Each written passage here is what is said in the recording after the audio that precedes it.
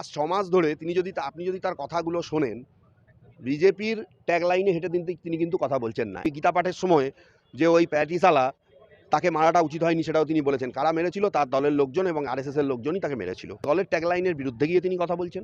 Recent তার এই কথাবার্তা, তার কার্যকলাপ কেন জানি না আমার মনে হচ্ছে বিজেপির অন্দরে হয়তো একটা কিছু ঝড় তুলেছে। তা কম হতে পারি সংখ্যায়, বিজেপির বিধায়ক কম হতে পারে এবং তিনি বলেছিলেন যে যেটা বিজেপি এখনো পর্যন্ত তাকে দিতে পারেনি। আমি অনেকবার বলেছি তার মতো বিচক্ষণ ব্যক্তি পশ্চিমবঙ্গে নেই।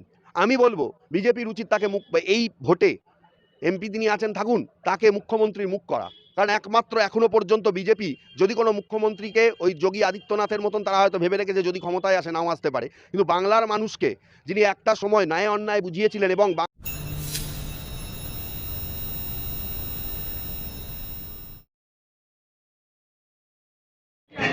বিজেপিতে থেকেও বেসুরো বিজেপির সাংসদ এবং প্রাক্তন বিচারপতি হাইকোর্টের অভিজিৎ গাঙ্গুলি, কি বলবেন বিষয়টা? এটা আমাকেও কিছুটা ভাবাচ্ছে।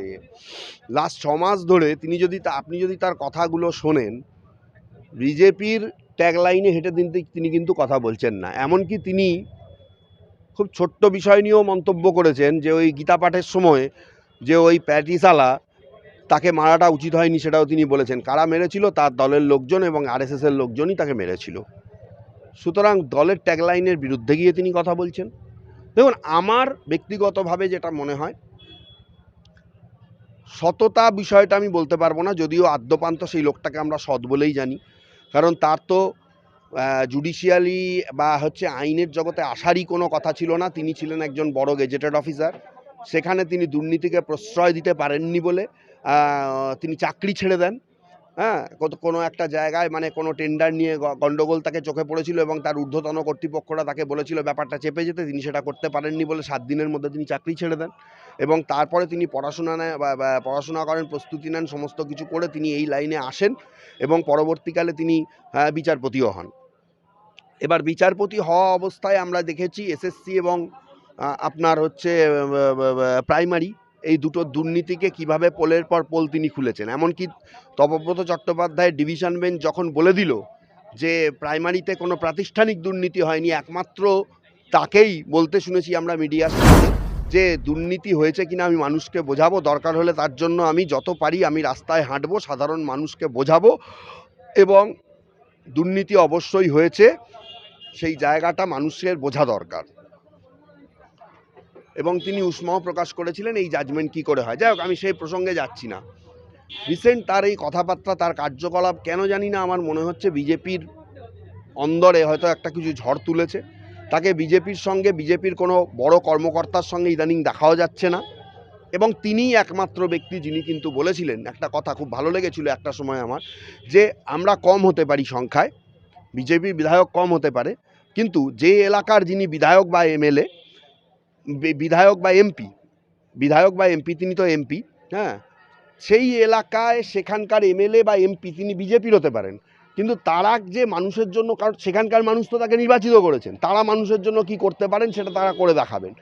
যেখানে বিজেপি সবসময় অভিযোগ করে এসেছে যে তাদেরকে কাজ করতে দেওয়া হয় না, এটা কিন্তু তিনি বলেছিলেন।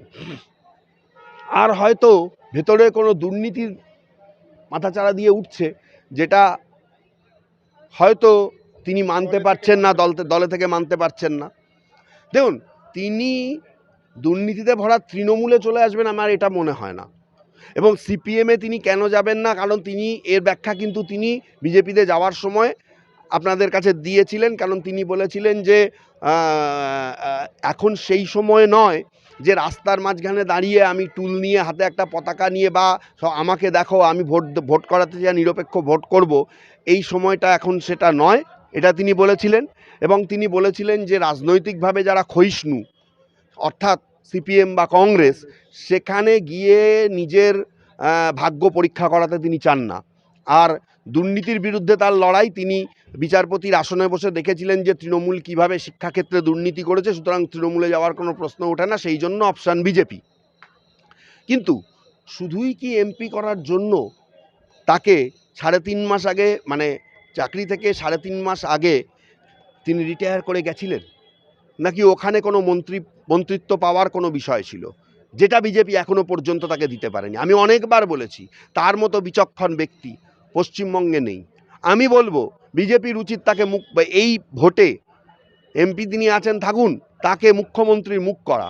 কারণ একমাত্র এখনো পর্যন্ত বিজেপি যদি কোনো মুখ্যমন্ত্রীকে ওই যোগী আদিত্যনাথের মতন তারা হয়তো ভেবে রেখেছে যদি ক্ষমতায় আসে নাও আসতে পারে, কিন্তু বাংলার মানুষকে যিনি একটা সময় ন্যায় অন্যায় বুঝিয়েছিলেন এবং বাংলার মানুষকে বাংলার সাধারণ ওই ওই ওই ফ্যামিলিগুলোকে যারা ভেবেছিল দুর্নীতির পাকে পড়ে লক্ষ লক্ষ টাকা দিয়ে যারা চাকরি করছে সৎভাবে পাওয়া চাকরি পাওয়া ছেলেমেয়েগুলোর জীবন চলে যাবে, তিনি কিন্তু তাদেরকে স্বপ্ন দেখিয়েছিলেন এবং তিনি ইডি সিবিআই করে তার একদম মানে সেই শেকড়ে গিয়ে পৌঁছেছিলেন, দুর্নীতির শেকড়ে।